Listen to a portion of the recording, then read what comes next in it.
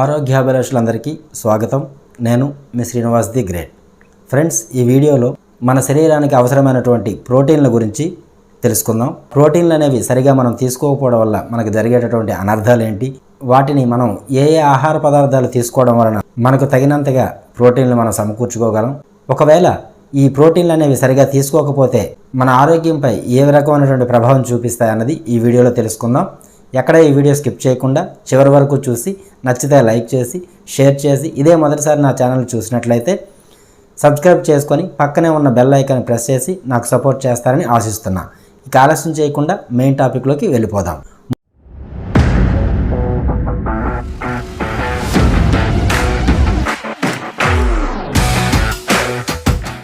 ముందుగా ప్రోటీన్ అంటే ఏంటో తెలుసుకుందాం. మన శరీరానికి అత్యంత అవసరమైనటువంటి పోషకాల్లో ప్రోటీన్ ఒకటి. మన శరీరంలో ఉండే అవయవాలు, నాడీ వ్యవస్థ, కండరాలు, రక్తనాళాలు, అస్థిపంజరం ఇవన్నీ వీటితోనే తయారవుతాయి. ఉదాహరణకు విటమిన్లు, హార్మోన్లు, ఎంజైమ్లు, హిమోగ్లోబిన్ లాంటివన్నీ ప్రోటీన్లే. సుమారుగా మన శరీరానికి 20 అమైనో యాసిడ్స్ అవసరం ఉంటే వాటిలో మన శరీరం ద్వారా 11 అమైనో యాసిడ్లను సంశ్లేషణ చేయబడతాయి, అంటే మన శరీరం నుంచి తీసుకోబడతాయి. అయితే మిగిలిన 9 అమైనో యాసిడ్లను మనం తీసుకునేటటువంటి ఆహారం అనేది కీలక పాత్ర పోషించడం జరుగుతుంది.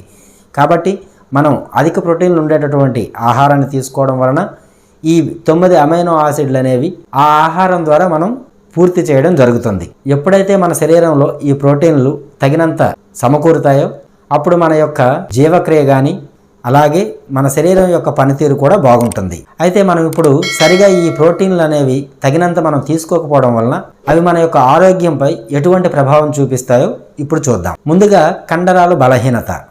ప్రోటీన్ అనేది తగినంత మనం తీసుకోకపోవడం వలన మన కండరాల యొక్క ద్రవ్యరాశి అంటే మజిల్ మాస్ అనేది విచ్ఛిన్నం చేయబడడం జరుగుతుంది. ఇలా జరిగినప్పుడు మన యొక్క కండరాలు క్షీణించిపోయి బలహీనత ఏర్పడి కండరాల యొక్క ద్రవ్యరాశి అనేది మొత్తం తగ్గిపోవడం జరుగుతుంది.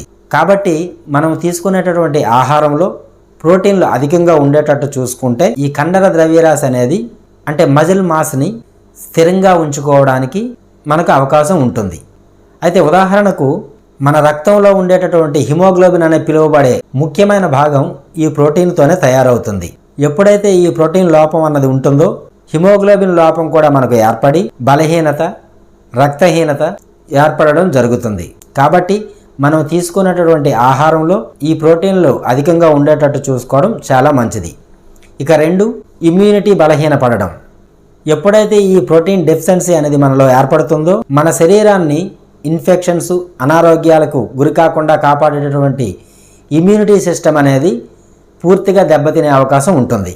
ఇలా మన ఇమ్యూనిటీ సిస్టమ్ అనేది ఎప్పుడైతే దానిపై ఆ ప్రభావం పడుతుందో మనం అనారోగ్యాల బారిపడి ఇన్ఫెక్షన్లకు ఎక్కువగా గురి కావడం జరిగి మనం ఎల్లప్పుడూ అనారోగ్యంతో బాధపడుతూనే ఉంటాం. ఈ ఇమ్యూనిటీ సిస్టమ్కి సంబంధించి నేను ఒక వీడియో చేయడం జరిగింది. ఆ వీడియో యొక్క లింకుని ఈ కింద షేర్ చేయడం జరిగింది. ఒకవేళ మీరు తెలుసుకోవాలనుకుంటే ఆ వీడియోని చూసి అసలు ఈ ఇమ్యూనిటీ సిస్టమ్ అనేది మనకు ఏ రకంగా ఉపయోగపడుతుంది, ఒకవేళ ఇమ్యూనిటీ సిస్టమ్ అనేది ఈ వ్యాధి నిరోధక వ్యవస్థ అనేది సరిగా పనిచేయకపోతే మనం ఎటువంటి అనారోగ్యాల బారి పడుతున్నాం, వాటిని మనం ఏ రకంగా కాపాడుకోవాలనేది ఈ వీడియోలో పూర్తిగా చెప్పాను. ఆ వీడియో కూడా ఒకసారి మీరు చూసి తెలుసుకోండి. ఈ ఇమ్యూనిటీ సిస్టమ్ అనేది మెరుగుపడడానికి మనం అధిక ప్రోటీన్లు ఉండేటటువంటి ఆహారాలను తీసుకోవడం కూడా చాలా అవసరం. ఇక 3, గాయాలు త్వరగా మానకపోవడం. మన శరీరంలో తగినంత ప్రోటీన్ అనేది లేనప్పుడు మనకు తగిలినటువంటి చిన్న చిన్న గాయాలు కూడా తొందరగా మానకపోవడం జరుగుతుంది. దీనికి గల కారణం మన శరీరంలో ఉండే కణజాలాల మరమ్మతులు అనేది అంటే టిష్యూస్ రిపేరింగ్ అనేది, అలాగే అవి పునరుత్పత్తి జరిగేటటువంటి ప్రక్రియపై ఈ ప్రోటీన్ల ప్రభావం పడి వాటి పనికి ఆటంకం కలిగిస్తాయి. ఈ కణజాలాల మరమ్మత్తు అలాగే ఈ పునరుత్పత్తి ప్రక్రియకు అవసరమైనటువంటి కొల్లాజెన్ ప్రోటీన్ను కొత్త కణాల ఏర్పాటుకు, గాయాలు తొందరగా మానడానికి ఇది ఎంతగానో సహాయపడుతుంది. ఎప్పుడైతే ఈ ప్రోటీన్ లోపం మనలో ఉంటుందో ఈ కొల్లాజెన్ ప్రోటీన్పై దాని ప్రభావం పడి మనకు తగిలేటటువంటి చిన్న చిన్న గాయాలు తొందరగా నయం కాకుండా అవి ఇన్ఫెక్షన్కు దారితీసి మనల్ని అనారోగ్యాల బారిన పడవేస్తాయి. కాబట్టి మీరు తీసుకునేటటువంటి ఆహారంలో ప్రోటీన్ శాతం అనేది ఎక్కువగా ఉండేటట్టు చూసుకోవడం మంచిది. ఇక 4, జుట్టు, గోళ్ళు, చర్మ సమస్యలు వస్తాయి. జుట్టు, చర్మం, గోళ్ళు ఆరోగ్యానికి ప్రోటీన్ చాలా అవసరం. కొల్లాజెన్, ఎలాస్టిన్, కెరాటిన్ 3 రకాల స్ట్రక్చరల్ ప్రోటీన్లు ఈ కణజాలాల్లో పుష్కలంగా ఉంటాయి.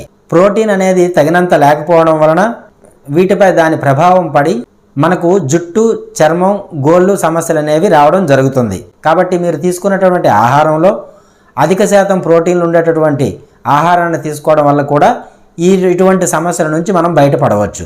అయితే ఇప్పుడు అధిక ప్రోటీన్లు ఉండేటటువంటి ఆహార పదార్థాలు ఏంటో చూద్దాం.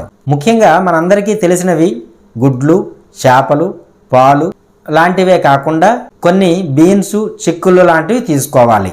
అందులో 1 గుమ్మడి విత్తనాలు, 2 చిక్కుడు విత్తనాలు, 3 కాయధాన్యాలు, 4 జనపనార విత్తనాలు, 5 పీనట్ బటర్స్ లాంటివి కొన్ని తీసుకోవడం వలన మన శరీరానికి అవసరమైనటువంటి ప్రోటీన్లు మనం సమకూర్చుకోవడం జరుగుతుంది.